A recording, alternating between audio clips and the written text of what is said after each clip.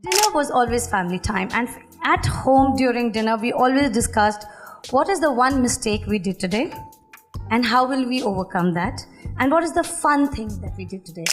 I think it's so important to have very strong roots. Your roots will give you the strength to grow.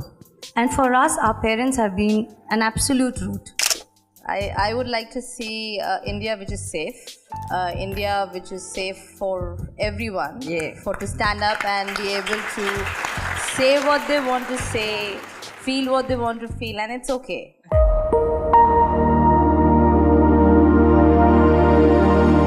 Farzana, I'm going to, actually I'll ask both of you this question. Like, what's a day like in the life of Haque sisters? I mean, what is it that your parents did that, I mean, you are from a fairly traditional family.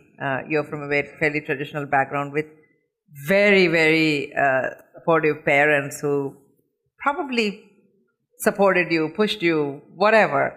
So tell us a little bit about a typical day in the Haque family.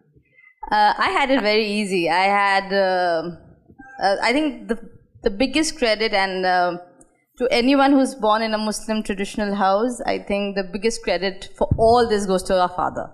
So he was like out there and he had 2 daughters and he never, and that's why when Meera said that you all learned together music. For my dad, it was 2 girls and they were the world, and we grew up in 4 continents across, I don't know how many countries, 10 countries, moving every 2 years, and he just ensured we imbibed the culture, became our own people. So I think the biggest credit goes to our dad, then coupled with our mom. Our mom was a PhD in that time from London. So she always felt education was extremely, extremely important. And then I had her, and she was always super achieving. So she's been a topper. Did it irritate you at some point? Like, why is she such a super achiever? Every time I would bring a report card home, and then the first thing, my parents knowing me and being the youngest in the family, and in my entire cousins, I'm the youngest. So knowing me, they would not make that comment, but everyone else would say, Aapa ko dekho, like, see your sister, she's got full marks in everything, what have you done? And so it annoyed me to a great extent. But that's why I said, after my dad and my mom, I think the credit goes to her, because she's always given this whole, and that's why she's always been the universal big sister, because she's given this whole umbrella of warmth and saying, and she's told me, be your own person. You want to fail, go ahead, fail, it's okay. So, to her also. So Farzana, what was the first for you? Did you feel that there were a lot of battles you need to fight, or was it fairly easy? We are very much our father's daughters. We are Abu's girls. But we are very much our mother. We are a carbon copy of Maryam, who is our mother.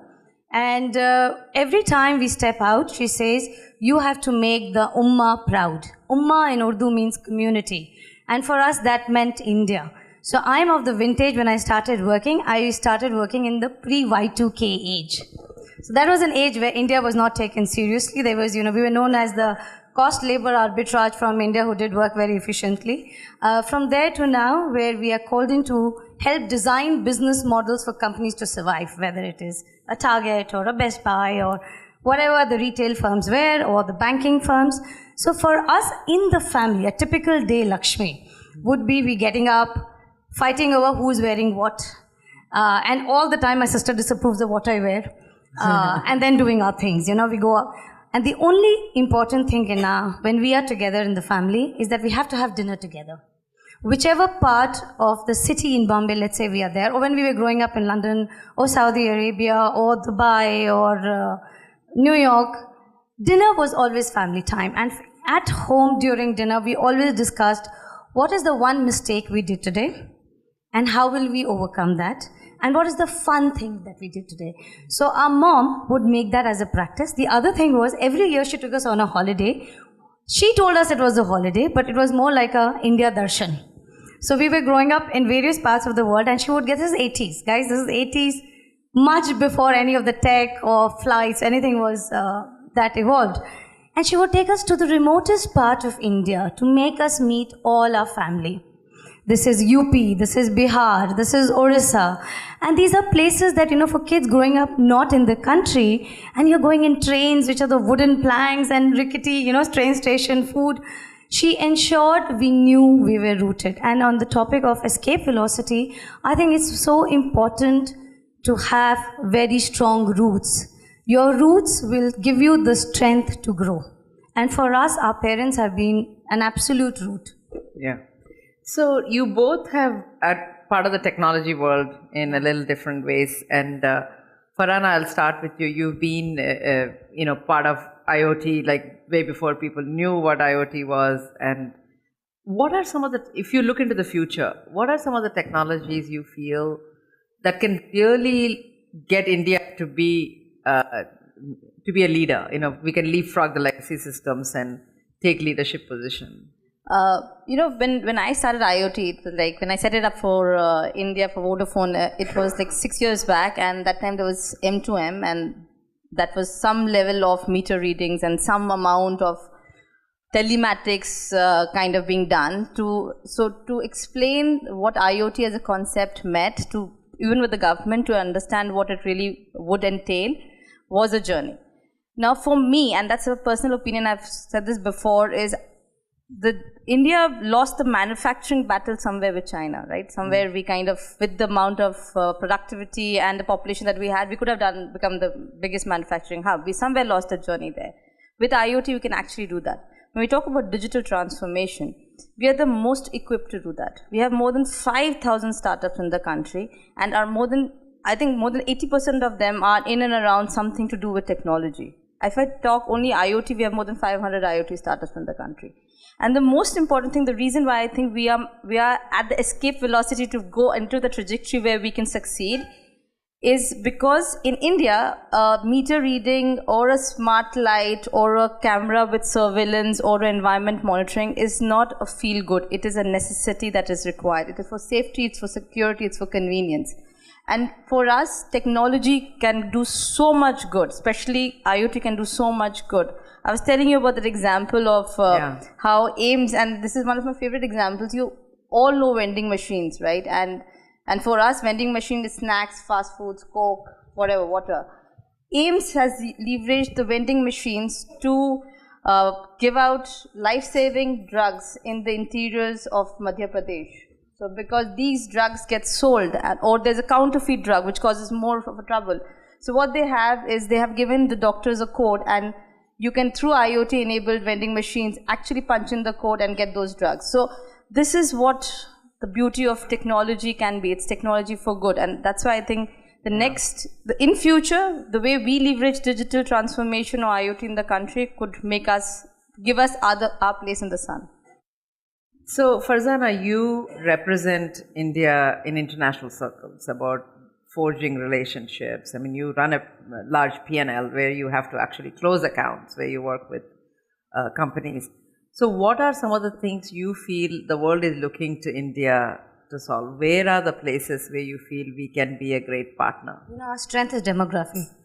And the next few years, I'm going to be focusing on reskilling as many Indians as we can, both through the companies that I work for, the platforms I'm a part of and I'm very privileged to serve on. It's very important that everyone in this room and every Indian, as much as they can, be reskilled on the latest technologies, whether it's IoT, whether it's AI, cloud, machine learning, anything. And the reason is technology is for people. We should be able to use technology to have access to jobs. We should have used technology to have access to healthcare. See, what is the difference between us and someone who's less privileged? We have access. We have access to experience. We have access to knowledge. If we give that access to the billion plus Indians in India, I think that is our route to a developed nation. Second, the other thing that I'm focusing on is when we look at reskilling and retooling, we look at employment, we look at creating jobs. The biggest thing that I feel as my passion is to create entrepreneurs, to enable entrepreneurs, because they are the only way we will create jobs in this nation. one of my biggest dreams is to see that we are a product company. We as a country make products, the Facebooks and the Googles and the Dunia Jahan ki products that are out right now. But for that, the accessibility of technology has to be there in the hands of as many Indians as possible. So we're working with the government, we're working with the institutes globally. So that's one aspect that I'm very proudly pushing for right now. What I do, and the three things that I want to share with when I work with global customers, none of my business is in India. They look at us genuinely as knowledge partners. They feel if you're an Indian, you're good in mathematics and you're good in numbers and you're very hardworking. You work all the time. And I think it's a part of our DNA to be very hardworking and studious, right? As even if you're a singer, your parents will say, go study. So while we were doing what we were doing, our grandmother will say, you should know how to make halim and biryani. These are, delicacies. And we would come back home and say, oh, you have to cook. And while our parents would be, you have to focus on your education. So while we did so many things in life, it was important for us to keep that balance, right? In a situation like that, the world now recognizes that this, as a group of people, are very hardworking. So that works in our favor. Second, we are now looked upon as agents of transformation because we are the largest group of, democratic number of people in the world, right? So whatever we do has a ripple effect across the globe. Whether it's culture, whether it is business, whether it is creating companies. For example, even a company like which I work for in TCS, we started today, we have 5 lakh employee base. And how do you manage that kind of a change, right? When I joined, we were a 200 crore company to now, whatever 100 billion, whatever the numbers change every day in the newspaper. But how do you manage that growth? How do you build for that growth? And how do you build resilience in that growth? Because every economy is cyclical, right?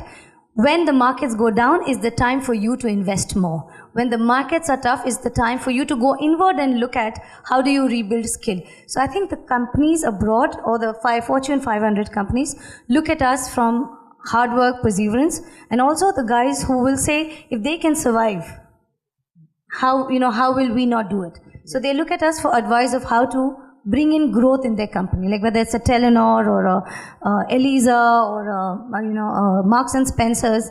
Any of these global brands look at us for saying, how do we build for growth? So one of the things you both work on a lot is women entrepreneurship, women in business, etc.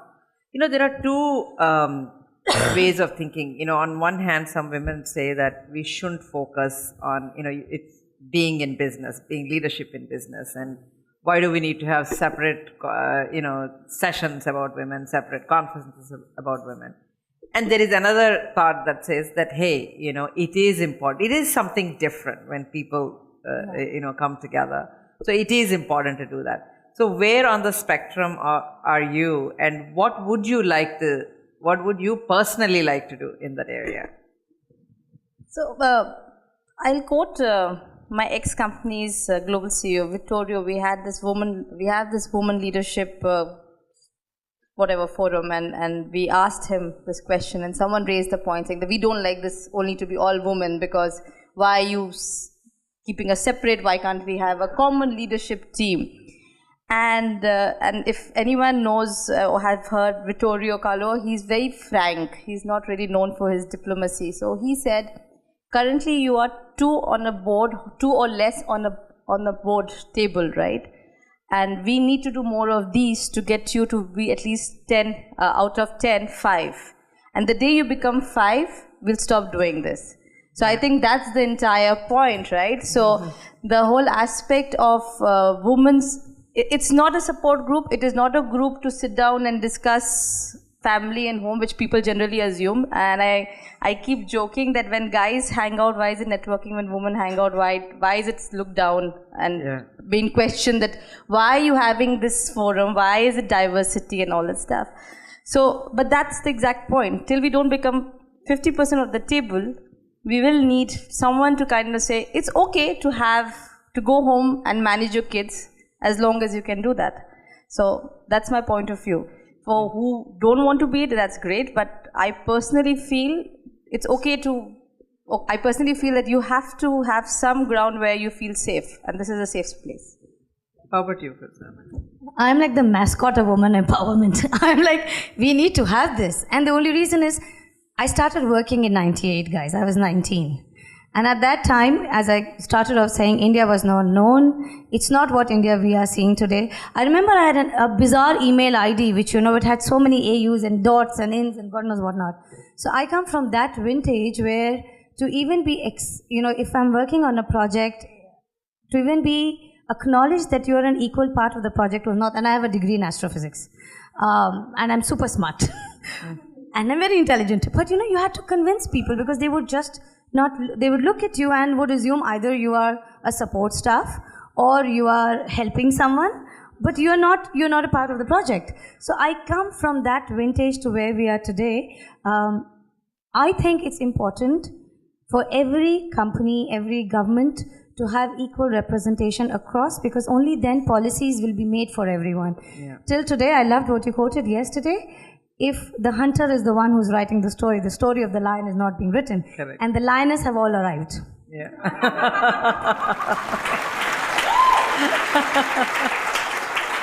And, one of my favorite stories is when I was with Intel, my boss and I, we went out for lunch. And we were having lunch. It's like some festive going on. We didn't even notice what it was. And suddenly the waiter came and gave me a rose. And I said, "Why are you giving me a rose?" He said, "Happy Secretary's Day." And so I don't know what, I just looked at him and said, "He works for me." And the waiter's face just fell. And my boss also rolled with the punches and said, "Yeah, actually I work for her, so I am her secretary." So he said, "Don't ever make assumption that the woman is the secretary." No, and I think I have to say this. This was 2001, and I was doing a sales pitch to Middle East. Let's keep it as Middle East, right? So I was doing a sales pitch, and then it was I think it was our companies, and for India the first $1 billion deal. So it was like high risk. Like this, if this was not there, I would not be even sitting here. This was the deal, right? So we walk in, and my boss was the CEO, said, "I'm not going to come. This is then I became whoever I became and whatever I was driving. Said, "You go and drive this business and let's see how you close this. And whatever it comes, when even they escalate to me, I will not interject." So I walk into this room, and there are all the sheikhs sitting, and it's a fancy, fancy place. And then my team negotiates, and they say, "Okay, now we will only leave the two people from our side and the customer to finalize this, because obviously there's this negotiation and dance happening both sides." And the sheikhs refuse to look at me. And I'm trying to negotiate, and they're not looking at me. And they were just so not willing to negotiate with a woman. This is 2002 or 2003. And then, I just said, "Guys, this is it. I'm the last person you're going to talk to from India on this one. So if you're not going to close the deal with me, this deal ain't happening." And it took a lot of personal courage for me. You must understand, I was really young, and you're like, I am here and I'm working so hard. And our teams had worked for a year before this ultimate negotiation for that 1,000 crore deal, right? And they were like, I said, "Guys, if I walk out, you can't call anyone." And then they suddenly looked up. I think for the first time they saw me. They had just not even seen who I was. So yes, we come from that vintage. And for me, I want to leave a world where, I have 2 sons, where my daughter-in-laws find it easy. Yeah. Where the girls and the boys have an equal, and this is not even a discussion then, right? As long as we have people making policy for across genders, diversities, whatever, I don't like the things we have divided our world into. I'm a happy woman. Yeah. So I do have to ask you your wrap-up thought. We are talking about within and beyond, etc. What would be your beyond imagination? What would you like to see happen in India? What would you like to see in your lifetime happen in India? Women entrepreneurs driving unicorns, women running 50% of the BSE 110 companies, women in government, 50% of women in policy making. I think for me that is my dream. Where we are owners, Cheryl is a friend of mine, And I always talk to her about this, that the day we have our own billion is the day we can write those checks. The day we write our own checks to make the change we want, then we have arrived. For me, that's in India. My girl. How about you, Farhana? I'll go beyond work. I would like to see India which is safe. India which is safe for everyone. Yeah. For to stand up and be able to say what they want to say, feel what they want to feel, and it's okay. And especially when it comes to women. And for me, I think that's the India I want to see, a safer India. So I want to wrap up by with a short story of a couple where the husband is a miser, doesn't give any money to the wife, and all the wife's friends are telling her, just dump him, why do you live with him? And she says, no, blah, blah, blah, whatever. And one day, but the guy tells her that you need to make a promise to me. When I die, the entire money that I'm leaving for you should be buried with me. And she agrees to it. And her friends are like, you're like really dumb, Why? At least when he dies, you should get the money, right? She says, don't worry about it. So anyway, the guy dies. And they come home and then they say, so did you do it? And the woman says, yep, I did it. He's like, you left all the money? He said, yeah, I wrote a big check and kept it in his... So the point is, I love that story because women may seem like they're docile and all that stuff, but they're smart. They know what they're doing. So thank you to two of the smartest women we could have gotten.